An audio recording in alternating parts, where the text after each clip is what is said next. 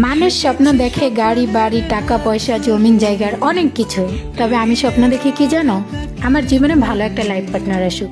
চলো আজকে আমার জীবনের কিছু গল্প শোনাই তোমাদের।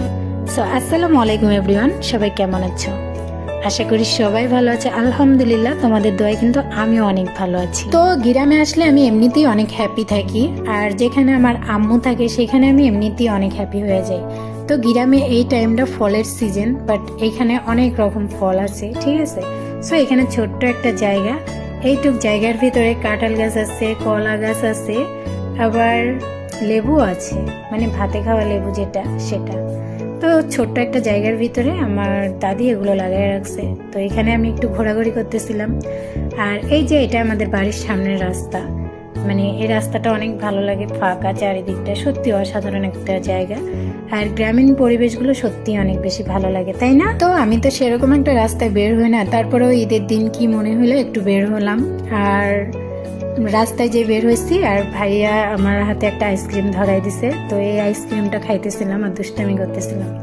তারপর দাদি ডাক দিল আর বাড়ির ভিতরে চলে গেছি। আর ওই সাইডে দেখেন কতগুলা কাঁঠাল ধরে আছে এই গাছটায়, অনেক কাঁঠাল। তারপর এদিকে আম্মু ডাকতেছে বাসায় যাওয়ার জন্য।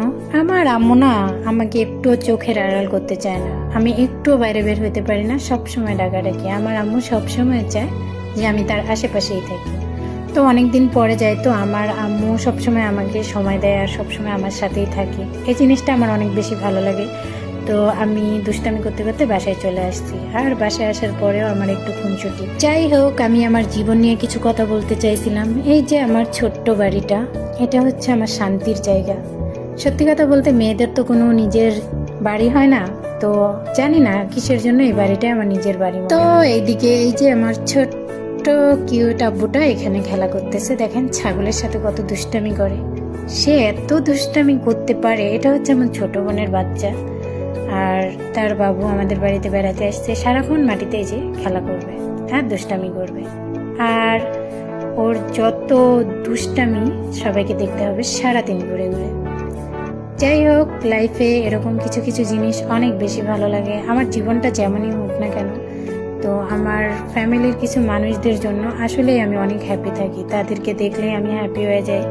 আলহামদুলিল্লাহ, তারা যেন আমার এক আকাশ পরিমাণ শান্তি। এই যে এটা হচ্ছে আমার ভাইয়ের কিউট মেয়ে।